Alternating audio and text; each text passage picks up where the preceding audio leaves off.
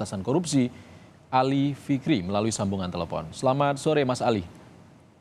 Selamat sore, Mas Iksan. Mas Ali, dugaan praktik ijon ini kan dilakukan Wakil Ketua DPRD dan Kepala Desa.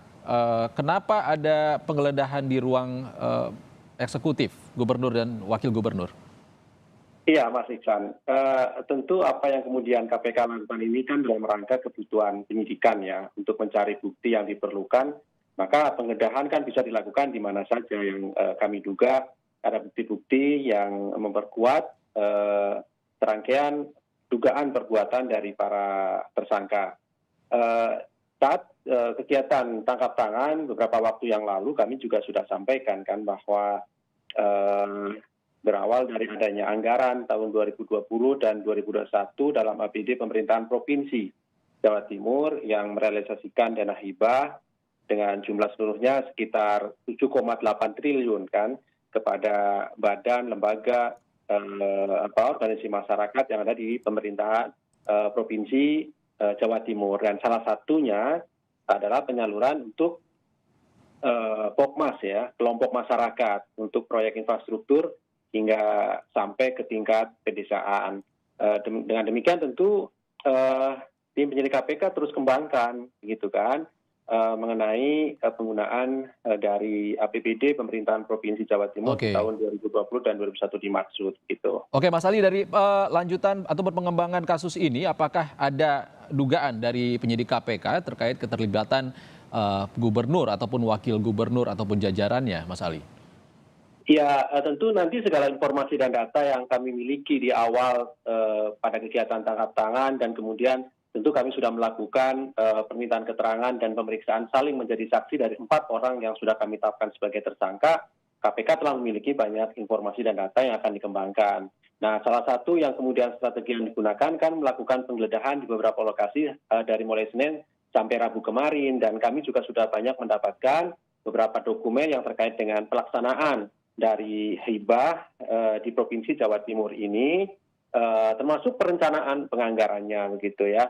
Dan juga beberapa dokumen-dokumen yang mendukung pembuktian serta juga barang bukti elektronik yang akan kami analisis lebih lanjut untuk disita sebagai barang bukti. Dari situlah kemudian kami akan konfirmasi nantinya kepada para pihak yang diduga mengetahui dari perbuatan para tersangka ini. Mas Ali, gubernur dan wakil gubernur apakah akan dipanggil sebagai saksi nanti? Ya, pada prinsipnya siapapun Mas Iksan ya yang diduga kemudian mengetahui baik itu proses ya, baik itu kemudian penyaluran ya, ataupun kemudian pelaksanaan dari dana hibah di pemerintah Provinsi Jawa Timur, pasti kami panggil sebagai saksi untuk menjadi lebih jelas dan terangnya perbuatan dari para tersangka tersebut. Termasuk juga kemudian kan dikonfirmasi dari barang bukti yang kami peroleh dari kegiatan penggeledahan 3 hari ini begitu. Mas Ali, ada temuan uang 1 miliar rupiah saat penggeledahan di kantor DPRD. Dari ruangan mana uang 1 miliar itu?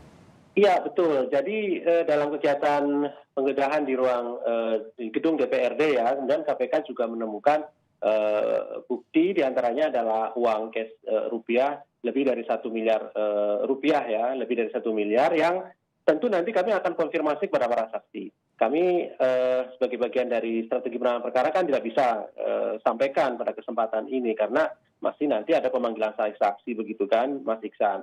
Kalau kemudian kami sampaikan ya tentu nanti akan mengganggu proses penyidikan, pemeriksaan terhadap saksi yang berkaitan dengan uang. Apakah uang itu ada kaitannya dengan dana hibah, tentu kami menduga ada keterkaitan sehingga kemudian disita sebagai barang bukti. Tetapi kan butuh kemudian konfirmasi kembali kepada para saksi-saksi di mana uang itu ditemukan. Begitu. Mas Ali, dana hibah yang ada di Provinsi Jawa Timur kan cukup besar. Lalu kira-kira apakah ada pengembangan dari penyidik KPK terkait dugaan penyimpangan dana hibah yang dilakukan kepada desa lain? Ya, ini kan ada 2 hal ya. Yang pertama adalah dugaan ijon untuk mendapatkan dana hibahnya. Kemarin kami sudah sampaikan ya, ada ijon untuk mendapatkan dana hibah. Dan kemudian dalam pelaksanaannya, kemudian kami juga punya fakta ternyata kemudian kan ada 20% untuk bagian fee tadi itu, dan kemudian 10% untuk penyalurnya begitu ya, atau maklarnya lah begitu kan, sehingga kemudian dari itu sudah dipotong 30%. Nah, tentu fakta-faktanya terus akan kami kembangkan lebih jauh, sehingga pada prinsipnya ke depan ketika kemudian ditemukan bukti permulaan yang cukup keterlibatan pihak lain, tentu kami tidak lanjuti begitu. Baik, kami tunggu kelanjutannya Mas Ali, penyidikan dari KPK. Terima kasih Ali Fikri, Kepala Pemberitaan Komisi